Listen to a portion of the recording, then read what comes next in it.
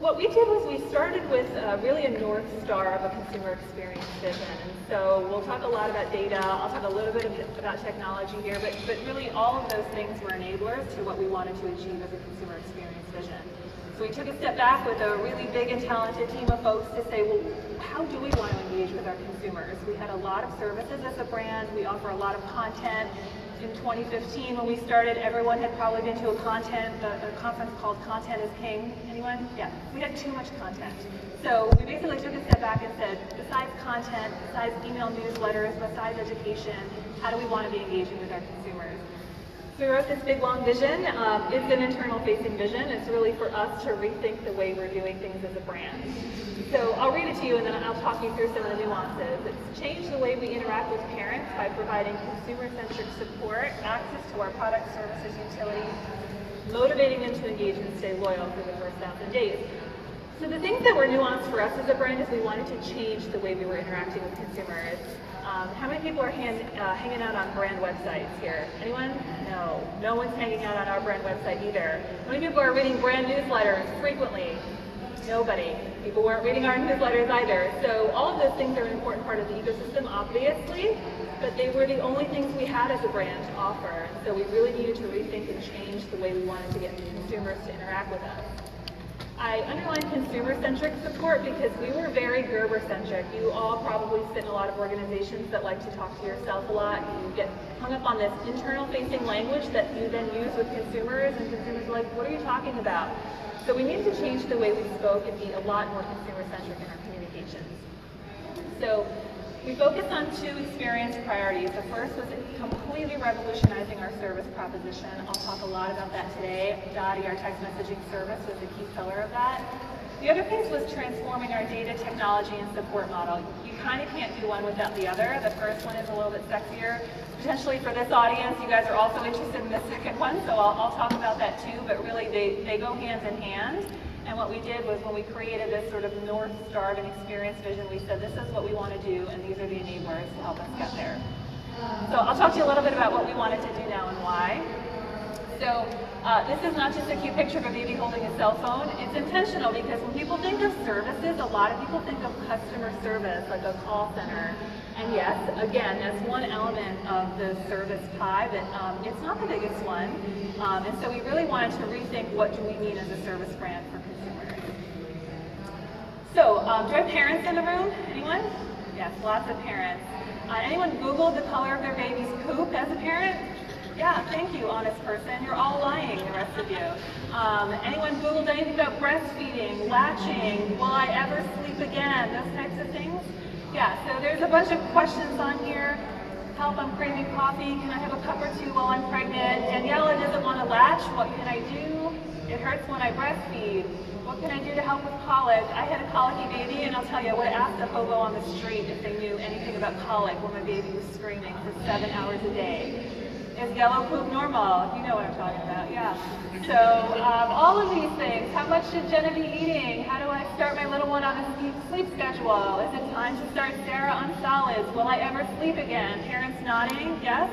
So all of these questions are really common. You're all nodding because they're actually the most common questions Google. So not only do we get a ton of inquiries from parents around these things, not only are you all asking these questions yourself, but Google's getting a lot of these questions. So we have research with Google that looked at close to 20 million searches among parents, and we pretty much know all of the top questions that parents are asking, and they center around a lot of these things.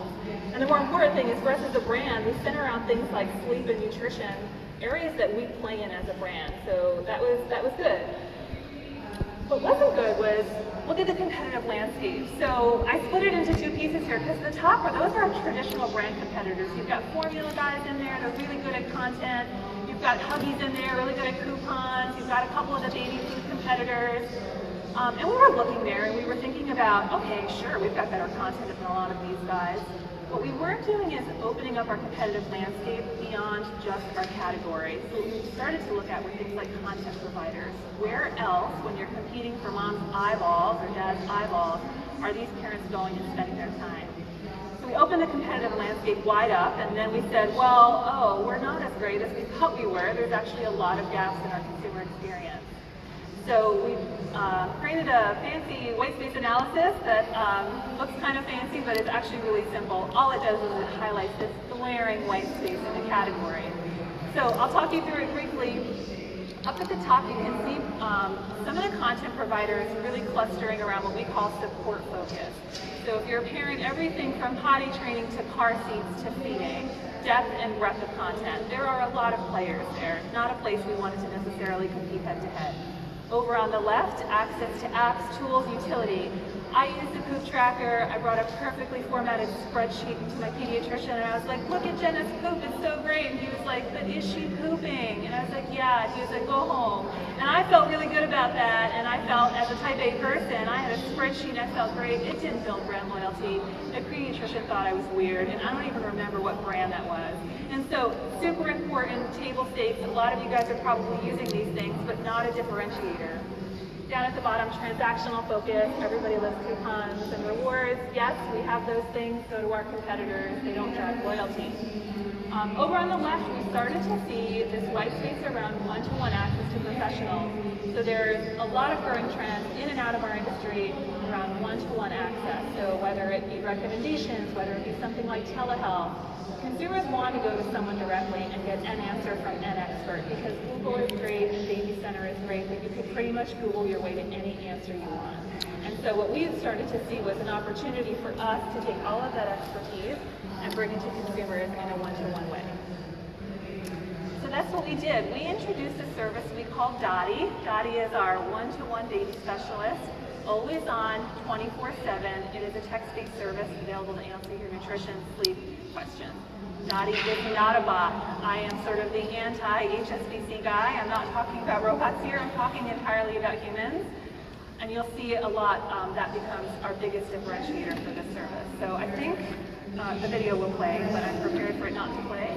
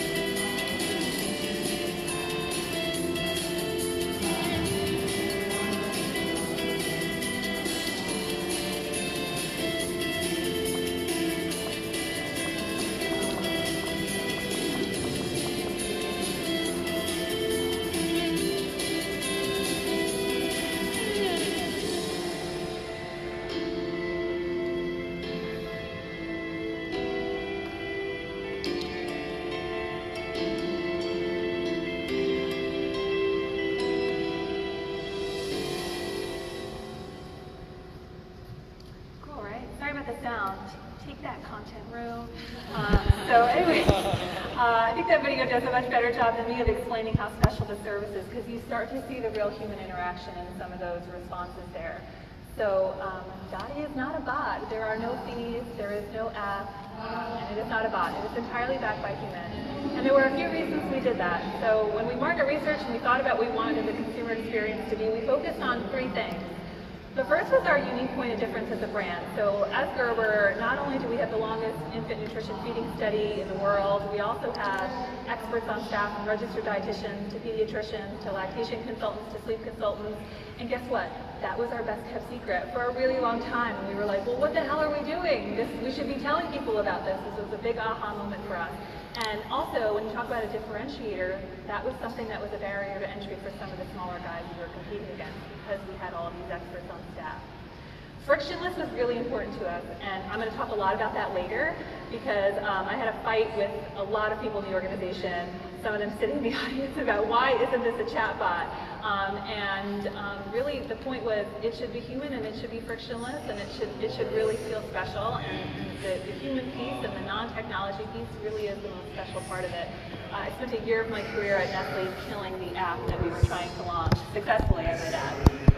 And then the last piece is driving frequent interaction. So yes, the website and the newsletters and the rewards programs and the menu planners, those things are all really still important experiences within our ecosystem. But when you talk about data, we have people coming back to us 2 and 3 times a day. So we wanted something that would drive that frequency of interaction, which is exactly what Dottie's doing. Okay, so these are the 4 things that Dottie does, and I'll dive into them a little bit because they're all nuanced. So the first is personalized advice. So I rolled personalization, right? I've been working in personalization for the last 6 years of my career, but this is personalized. To use Dottie, you don't have to pay, you don't have to log in, but you do volunteer your data to us. It is a feature of our membership program. And so that means when I text Dottie, she says, hey Claudia, how's Jenna doing? Did she like those peas last week? She knows my name, my baby's age, my feeding preferences, our history, and it is personalized. It's one-to-one. The second piece is nutrition, lactation, and sleep support. This is our lane. This is where we want to play. And while that seems natural, about a quarter of our questions are actually not related to any of those things. Like we've heard, can I get a tattoo when I'm pregnant, and everything in between. And that's okay. It's cool that they're coming to us, but what we do is what we call mastering the redirect. And this is something we honestly feel like only humans can do. So if you say to us, can I get a tattoo when I'm pregnant, we're going to go, oh, check with your OB on that, but have you thought about how you're going to start feeding? Do you want to talk about formula or breastfeeding? And so we redirect them back into the brand, so at least we build a relationship with that person instead of saying, go talk to someone else about that. Linking to content sounds really boring. Like here's a link to an article that you already have on your website, but it's important because we have so much good content and it's sitting there. We don't do a lot of amplification around every single piece of content we have, and so this breathes new life into all of that content that we already have created around those questions. So if you have a conversation with Dottie about breastfeeding or formula feeding, when she's finished, she might say, hey, here's a video you could watch later if you have time, and then they can watch it at their leisure versus having to land on it on their own. And the last piece is expert appointment scheduling. So if you speak to one of our experts with text messaging and she can't answer your questions, she will actually set up an appointment to speak to one of our experts on staff, our registered dietitian and sleep lactation consultants, for a free 30-minute consultation. And that feels very concierge-like for us as a 90-year-old brand that was pretty stodgy. It's kind of cool. Okay, this is the most important piece, and I'll come back to this later. So there was a lot of change in management involved. This was not crazy expensive, but not free. And it also involves some new technology, which I'll talk about in a minute. And you can't really get any of those things done without your support internally. And so what we did from the onset was to create a business case. And there is always a business case. So for us, we actually had a study that we did with Nielsen. We're a CPG brick and mortar brand, and so we picked Nielsen as the partner, and they were able to look at the purchase behavior of our members versus non-members. And so what we saw in that data was, one, our members were spending 13% more. Duh, they signed up to our program. They're loyal consumers. They're spending a bit more, right? But what we were also able to see was as your engagement level went up with us as a brand, you started to spend a buttload more money. And so 84% more money on our brand started to become a big business case.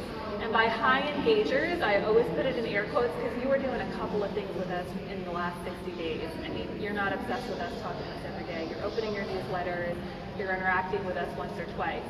And so now you can see when I sit in a room with my finance guys and I say, hey, I've got this many people in the low engagement level, I want to move them all up to high, and this is the value of those purchases. I now have a business case that the company's bought into, and I'll tell you, my finance counterparts bought into that, my CFO bought into that, so that when I'm asking them for new technology or support for this, they believe in it, and I don't have to resell it in every time we're trying to make advances in program. And so that was huge, and we truly are turning relationships into revenue because this is all based on engagement.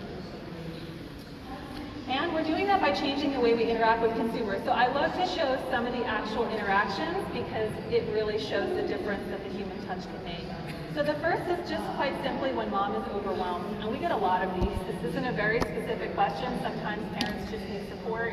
So mom here says, oh, I just get overwhelmed with a sad face. My new pediatrician wasn't very supportive. Dottie says, oh, I hate that. Come back to us anytime. And you can see that feels really empathetic and human, and that was really all mom was looking for in that situation. When mom needs encouragement, very similar. I hope so. You're very, very encouraging. I needed this today. When she wants personalized advice, hey Maura, I see Jax is 4 months old. Have you started thinking about solids yet?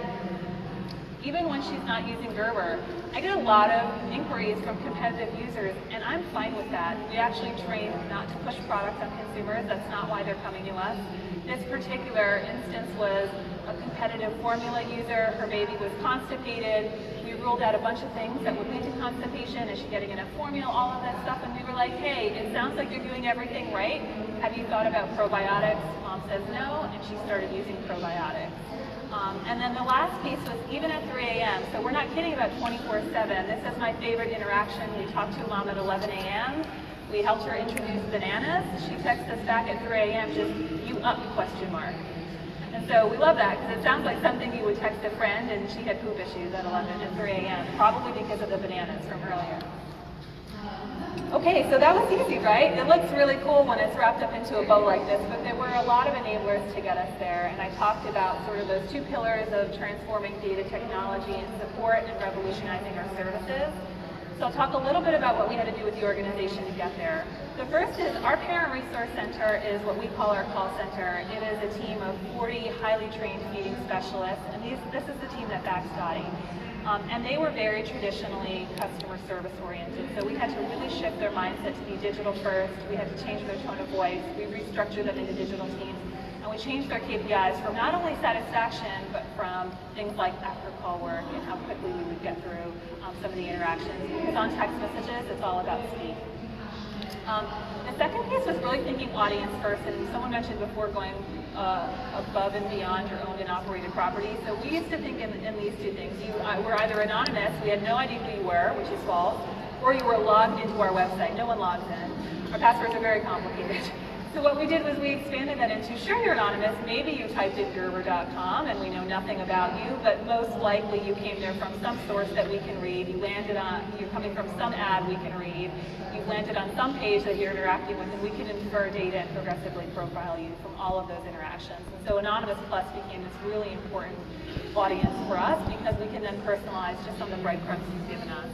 My Gerber logged in, obvious, but also if you come to our properties and you're not logged in, we can still personalize based on what we know about you. A redefined tech stack. I'm not going to talk through the tech stack. What I will say is it really was a journey. So we started in that bottom corner where we had really disparate systems and basic personalization. We personalized based on your baby's age, maybe one or two things you told us. That gets us all the way to really where we'll be in 2020, which is a really unified, completely integrated systems experience, and then really advanced personalization at scale. And so this is the technology that got us there. Again, it started with a basic website, and then it goes all the way up to a lot of different tools that we put in place. That looks like this. Do you guys want me to talk you through this? No. Everyone gives me this face when I show that. And the point is to say we did rebuild our entire technology stack. And although it looks really complicated, it makes me, as a nerd, really happy because all of those arrows there were really thought through. I used to say that before, we used to MacGyver all of our integrations together with like spit and chewing gum. All of our integrations are really deliberate now. We figured out what systems we wanted to talk to each other in order to personalize and connect all of our different channels, and we rebuilt it from scratch. And so it was actually a huge undertaking, but supported by the organization because of that business. These are just some quick results, and what I will say is we launched in beta for almost a year, and we spent that time really learning what was the volume going to be like, what were the questions going to be like, and what we did was we saw there were a couple of spikes when we did some controlled media tests, so that when we actually turned it on with a national launch, we were completely prepared, and you can see that the volume just continues to tick up from there. Near universal satisfaction, almost everyone would tell a friend about Dottie, and Dottie users are highly engaged. They're 5 times more engaged than non-users, and half of them are sitting in that highly engaged bucket at 84%. Okay, wrapping it up, 2 more slides on looking into the future and then just some things to leave you with. The first is never stop innovating. Our view on Dottie is really Dottie anywhere. You guys know that here, but I don't really care if you're coming to our properties, interact with Dottie. Whenever you want to interact as a consumer, we hope we can be there. So by the end of the year, we'll be on 4 channels: SMS, Facebook Messenger, voice, and web chat. We're already on 3. And we really hope that we can be any place where you want to interact with us. And the next is just expanding Dottie's services. So this fits really naturally into something like conversational commerce, thinking about the menu planner that we have, thinking about checking out with any retailer and having Dottie as sort of your concierge in that whole experience. There will be some automation. So I will do a Q&A if there's time, and the first question I'll get is, what do you have against chatbots? And it's probably from a vendor that's selling chatbots. We get that there needs to be some automation here, but there will always be human oversight. So there is automation already in the works to help us to scale this. And then the last piece is bringing this closer to point of purchase. Our retailers love this because it's really sexy, but they don't know what to do with it. So we're trying to figure out ways to bring this closer to point of purchase. And that's it. Just a couple of things to leave you with. So the first is find that business case and sell the hell out of it. I'll tell you that internally, once I had my buy-off from my finance partners, I mean, before we had that strong business case, I sat in a room with my CFO and I was like, you don't have a uterus, you're not the core consumer, you don't get it. And he was like, okay, but I have the purse strings.